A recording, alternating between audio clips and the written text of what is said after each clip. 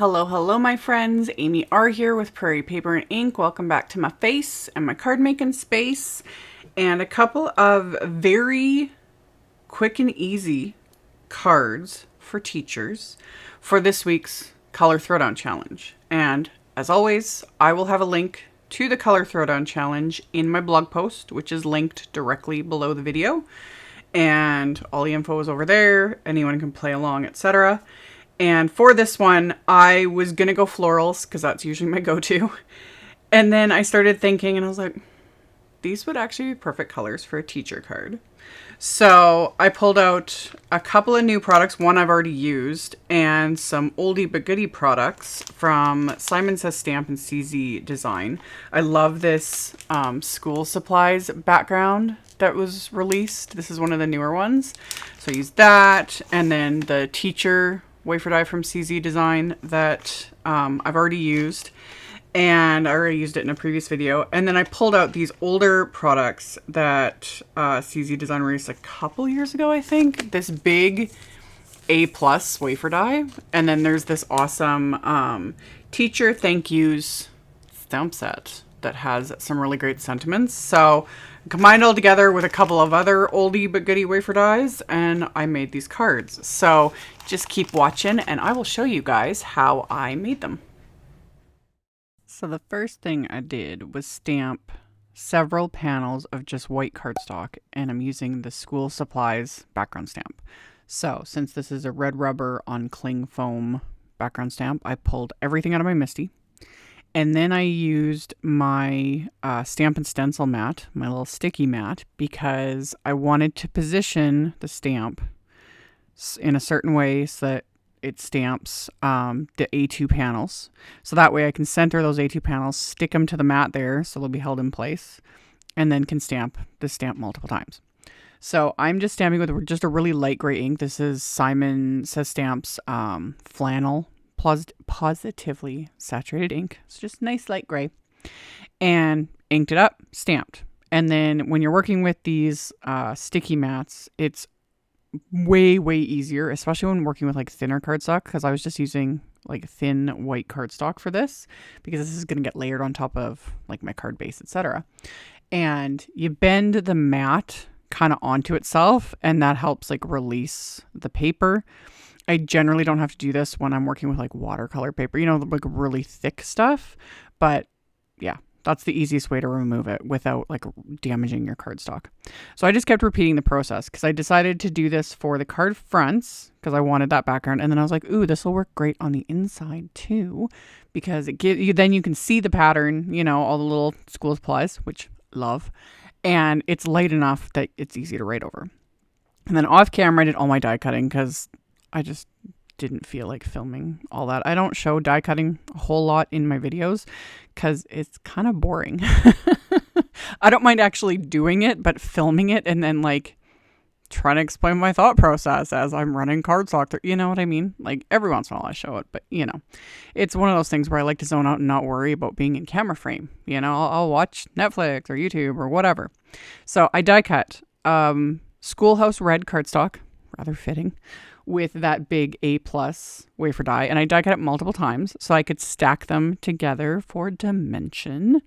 So I just used my craft tacky glue to stack these, and I did 3 layers for each of these. And originally I was going to just kind of leave it at that because it's cute. I like, you know, it's just red. But then I started thinking more, and I was like, ooh, what if I make them shiny? Like kind of making like, and when I add leaves, you'll understand what I was like going for, but it was like, I was kind of thinking like an apple, you know? So I just pulled out some scrap paper, and I'm just pressing my clear embossing ink pad onto the die cut. And then I'm using Candied Apple Distress Embossing Glaze. You can use clear for this. It doesn't have to be the Candied Apple, but I don't know. Because I was like, well, it says apple on it. But yeah, if you've never worked with the Distress Embossing Glaze, they are transparent. They're fun. I will be doing more with them. I got the most recent colors that came out. Yeah, because there's some cool things you can do with these, and there's plenty of videos and inspiration out there. And Tim Holtz has done like very in-depth videos showing like so many ideas, you know. So on top of something like a really dark red cardstock like this, like I said, you can just use clear embossing powder. It doesn't have to be like embossing glaze because you can't really see it. You know what I mean?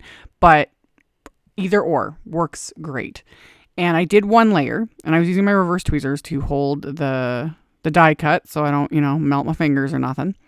And then I'm adding a second layer to give it a bit of a smoother finish. If you want like an ultra smooth image, 3+ layers easily. 2 I was happy with. It's not, you know, perfectly smooth, but it gives it just that glossy, you know, look to it that really makes it just pop. And I was happy with that. But yeah, if you want to make it look super, super smooth, especially when you're covering large areas like this, like a large die cut, just a large piece, I'm not talking about like a stamped image, unless it's like a stamped image with really thick, wide, you know, lines, that sort of a thing. Multiple layers. It gives, the more you stack on top of each other and then melt it, the smoother it gets and the more raised it gets.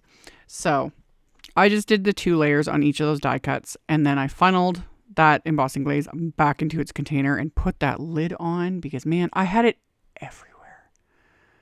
Even keeping its containers was, and you'll see, like, I'm like brushing it away. I had it all over the place. I don't even know how I managed. It was probably when I dropped that first die cut in the embossing glaze. Some of it probably like puffed out, you know. I tell you guys, I am a very klutzy person. It's just is what it is. But anywho, after I was done embossing them, the outlines I had die cut from vellum, so I adhered them to the vellum again with just some craft tacky glue. And then the teacher die cuts, that's the CZ Design teacher wafer die that I used in a recent video that is one of the newer releases. And I die cut the word from white cardstock and then the outline from yellow cardstock. And there is a sentiment in the teacher thank you set, like the teacher word, that is a bit larger. And there's a coordinating wafer die set, so I could have like white heat embossed the word onto yellow cardstock, die cut it. However, I find personally when heat embossing on yellow cardstock, even with like stark white embossing powder, like stamping the image in white and like then using white emboss powder, it just does not show up very well. Because again, yellow is finicky. I've talked about this before, especially like trying to film with it and taking photos when I use yellow cardstock. I love yellow. I love it. It is such a happy, bright color. It's so fun, but it is the bane of my existence when it comes to doing my job. Anyway, when I heat emboss on it, especially sentiments and things like that, it just doesn't stand out enough. But having the die cut, I was like, oh, perfect. So that one I did not stack multiple layers of the word. I know, but I'm going to be adding like dimension when I adhere everything on here. So I just kept it to the 1 layer and adhered it together. And when I did that, it was my same craft tacky glue, but I just keep that little bottle there. It's a Gina K precision bottle that I've filled with craft tacky glue that I use for my finicky die cuts. And then I'm using a couple of sentiments from that teacher thank you set. And I am stamping those onto my card fronts with just VersaFine Claire Nocturne ink.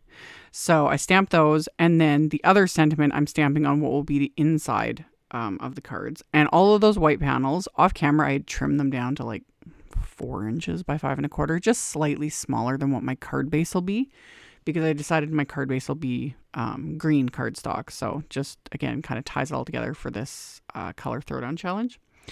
And then like I said, I was going to add dimension. So for the A+ die cut, I used my waffle flower thin foam squares.